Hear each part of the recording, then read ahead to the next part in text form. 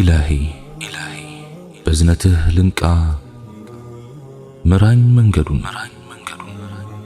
انداوك أسجلين ليازو جمل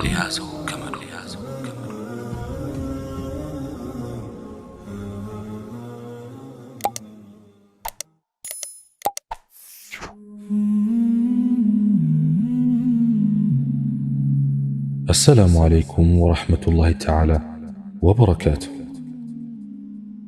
أبو الدرداء رضي الله عنه انداس تلالفوت الله ملكتنيا صلى الله عليه وسلم انديه بالله ولت ركعة يضوحا صلاة يسجد سو الله كما استوس يتزناقو كهونو سوچ مزق أي مزكب أردت ركعة يضوحا صلاة يسجد اللهن كميجزو سوچ مزقب يمزكبال سدست ركعة يضوحا صلاة يسجد سو يزيان ملوك أن الله يبقى أقوال سمنت ركعة يضوحا صلاة يسجد الله تازاج كهونو سوچ غار يمزكبال يضوحا صلاة أسراه لتركعة يسجد سو دقمو بجنة وست ቤት ይገነባለታል። በሁሉም ቀንና ሌሊት አላህ ውለታ ወይም ጸጋዎቹን የሚውልላቸው ባሪያዎች ሲኖሩ ለአንድም ባሪያው እሱን አላህን እንዲያስታውሰው ካደረገው ይበልጥ የተሻለ ውለታ የዋለለት የለም። አቢ ሙሳ ረዲየላሁ ዐንሁ እንዳስተላለፉት የአላህ መልእክተኛ ሰለላሁ ዐለይሂ ወሰለም እንዲህ ብለዋል።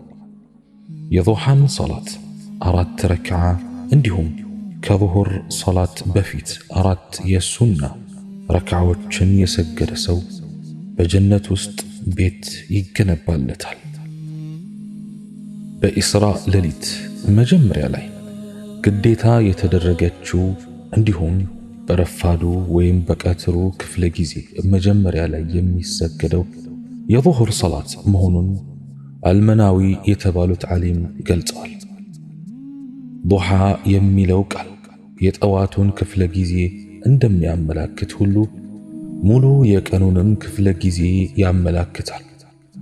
በቁርአን ላይም ዱሃ የሚለው ቃል ሌሊት ከሚለው ቃል ጋር ተጣምሮ መምጣቱ የቀኑን ክፍለ ጊዜ የሚያመላክት ቃል መሆኑን ያሳያል። ከነዚህ መረጃዎች የምንገነዘበው ነገር የዱሃ ሰላት የተወደደ መሆኑንና ትክክለኛነቱ የተደገፈ አቋም እንደሆነ አዲስ ፈጠራ መሆኑን የሚሞግቱ ካሉም አስተያየታቸው ውድቅ መሆኑን ነው። ሐፊዝ አልዒራቂ የተባሉት ዓሊም የዱሃን ሰላት አስመልክተው እንዲህ ብለዋል። አብዛኛው ማህበረሰብ ዘንድ የዱሃን ሰላት የተወሰነ ጊዜ ሰግዶ የሚያቋርጥ ከሆነ አይነ ስውር እንደሚሆን ይነገር ነበር። ብዙዎችም ይህንን ነገር ፈርተው ይህንን ሰላት ከነ አካቴው ትተውታል። ይህ አስተሳሰባቸው ግን በሸሪዓችን ምንም መሰረት የለውም። ኢማም አጠብሪ አልአውሰጥ በሚለው መጽሐፋቸው ላይ አቢ ሙሳ ረዲየላሁ ዐንሁ ከነቢያችን ዓለይሂ ሰላቱ ወሰላም ሰምቶ ይህንን ማለቱን ዘግበዋል። የዱሃን ሰላት 4 ረክዓ የሰገደ አላህ በጀነት ውስጥ ቤት ይገነባለታል። የዱሃ ሰላት ሰላተል አዋቢን ወደ አላህ ማርታን የሚጠይቁ ሰዎች ሰላት መሆኑን ዘይድ ኢብኑ አልአርቀም ያስተላለፈውና ትርሚዚ የዘገቡት ሐዲስ ያስረዳል።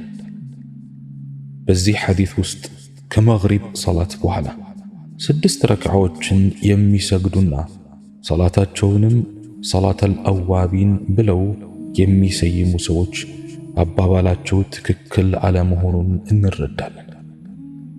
ከመግሪብ ሰላት በኋላ 6 ረክዓዎችን መስገድና ለዚህ ሰላት ይህንን ስያሜ መስጠቱ መሰረት የሌለው ጉዳይ ከመሆኑም በተጨማሪ ይህ ሰላት ራሱ ሰላተል አዋቢን በሸሪዓችን ማስረጃ የለውም። ድብቅ ከሆኑና ከሌሎች የአምልኮ ናፊላዎች አንጻር ትኩረት ካልተሰጣቸው ናፊላዎች ወይም ሱናዎች መካከል ዕውቀትን መፈለግ ይጠቀሳል። በሐዲስ እንደተገለጸው ነቢዩ ዓለይሂ ሰላቱ ወሰላም ከዒባዳ ትሩፋት በላይ የዕውቀት ትሩፋት እኔ ዘንድ ተወዳጅ ነው ብለዋል። አቡ ዳርዳ በእርግጥ መልእክቱን የተረዱ ይመስላል። ሰዎች የሚበላለጡበትን መከላከያ ሚዛን ሲያስቀምጡ እንዲህ ይላሉ። ሌሊቱን ሙሉ በሶላት ከመቆም አንድን ያልገባኝን ነገር መማርን እመርጣለሁ። አላህን ስብሓንሁ ወተዓላ ፈሪዎቹ ታላላቅ ዑለሞች ሱፊያን አሰውሪ እና ኢማም አሻፊዒ አላህ ይዘንላቸው እንዲህ ብለዋል። ከግዴታ ነገሮች ቀጥሎ ዕውቀትን ከመፈለግ የሚበልጥ ነገር የለም። ኢብኑል ጀውዚ ሸይጣን ሰዎችን ከሚያሳስትባቸው መንገዶች ብለው በመጀመሪያ ላይ ካስቀመጧቸው ነገሮች መካከል አምልኮት ከዕውቀት ማስበለጥ ነው ብለዋል። በሻም ምድር አላህን እጅግ በማምለክ የሚታወቁት ዓቢድ የሆኑት ዩስፍ ኢብኑ አስባጥ ደግሞ እንዲህ ብለዋል። አንድን የዕውቀት ክፍል መማር ከ70 ዘመቻዎች በላጭ ነው። የኢራቁ አልሙዓፋ ኢብኑ ዒምራንም ሌሊቱን ሙሉ ከመስገድ አንድ ሐዲስ መጽሐፍን እመርጣለሁ ብለዋል። በድረዲን ጀማዓ ለዕውቀት ሲያነሳሱ ዕውቀትን መፈለግና መንቀሳቀስ ከሌሎች ትርፍ የአምልኮ ተግባራት በላይ የሆኑበትን ምክንያት ሲያብራሩ 7 ነገሮችን ጠቅሰዋል። አንደኛ፣ ለአላህ ብሎ ዕውቀትን መፈለግ በአካል ከሚፈጸሙ ትርፍ የአምልኮ ተግባራት በላጭ ነው። ሁለተኛ፣ የዕውቀት ጥቅም ባለቤቱንና ሰዎችን ሁሉ ያጠቃልላል። በአካል የሚፈጸሙ የአምልኮ ተግባራት ግን በባለቤቱ ላይ ብቻ የተወሰኑ ናቸው። ሶስተኛ፣ ዕውቀት ሌሎች የአምልኮ ተግባራቶቻችንን እንድናስተካክል ያግዘናል። ዒባዳዎች የዕውቀት ጥገኞች ናቸው። አራተኛ፣ ዑለሞች የነቢያት ወራሾች ናቸው። ይህ ደረጃ ለዓቢዶች አልተሰጠም። አምስተኛ፣ በዕውቀት ጉዳይ ዓሊምን መታዘዝ ግዴታ ነው። ስድስተኛ፣ ዕውቀት ባለቤቱ ከሞተም በኋላ ፋናው ቀሪ ነው። ሌሎች ትርፍ የአምልኮ ተግባራት ግን ባለቤቱ በሞተበት ቅጽበት ይቋረጣሉ። ሰባተኛ፣ የዕውቀት መኖር ለሸሪዓው ህልውና ነው። የአላህን መንገድ ጠብቆ ለማቆየትም ዋስትና ነው። ወዳጆቼ፣ ጅህልና ታላቅ በሽታ ነው። ፈውሱም ተሰዶ ተቸግሮና ተንከራቶ ቁጭ ብሎ ጊዜ ወስዶ መማር ነው። ዒልም በዒልም ውስጥ በመቆየት ይገኛል። ዲን እምነት ነውና ስንማር ደግሞ ዕውቀትን የምንወስድበት ሰው ትክክለኛ ዓሊም ስለመሆኑ ማጣራት ይኖርብናል።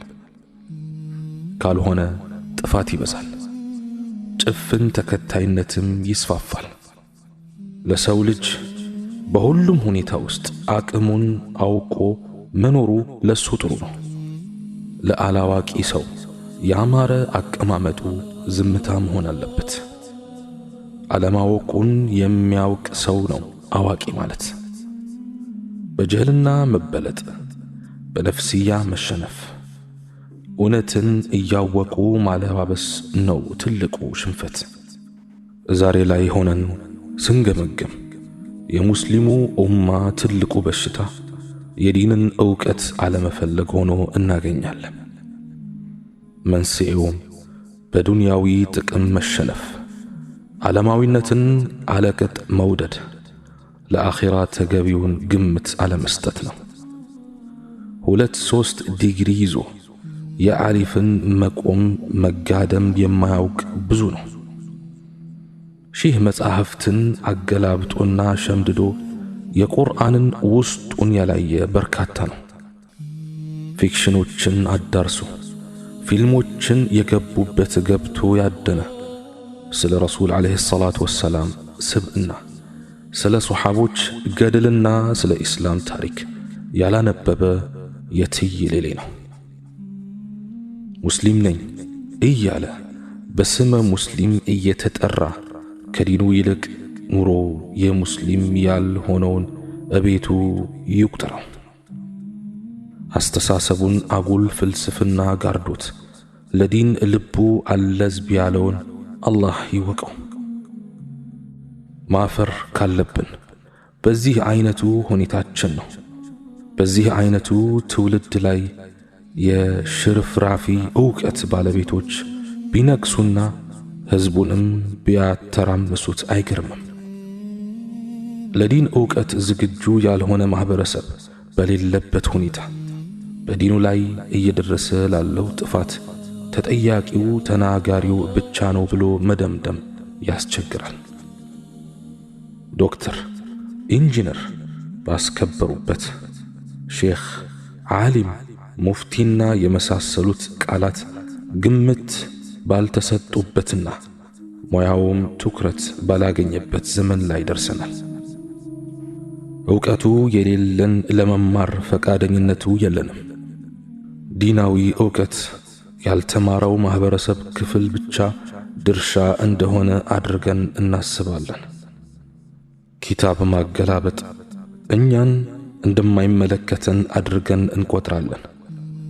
ጥቂት ፊደል የቆጠርን ደግሞ ተማርን ብለን እንኮፈሳለን። ዲናችንን ለመማርና ስለ እምነታችን ለማወቅ ወሳኝ ጊዜ ላይ ነው ያለነው። ነቢያችን ዓለይሂ ሰላቱ ወሰላም ዕውቀትን ርቀንና ተሰደን እንድንፈልግ አዘውናል። ዲናዊ ዕውቀትን ማሳደድ ከግዴታም በላይ በሆነበት ዘመን ላይ ደርሰናል። ለምን ቢባል ተሳስተው አሳሳቾች በዝተዋል።